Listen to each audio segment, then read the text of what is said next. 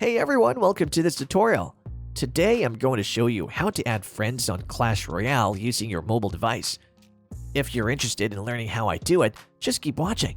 Whether you're on iOS device or any other platform, don't worry, the process is pretty much the same. Let's jump right in. First, you want to open your Clash Royale app. There are 3 different ways to add friends in the game, so let's explore each one. Method 1. Tap on the social icon, which you can find on the upper right side of your screen. Here, you'll see an option to invite friend. Simply click on that, copy the link, and then you can paste it into a conversation with your friend. Easy as that. Method 2. When you're in the middle of a battle, you have the option to add a friend during the game itself. Pretty convenient, right? Method 3.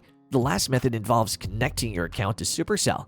Click on the 3 little lines at the upper right side of your screen and select Settings.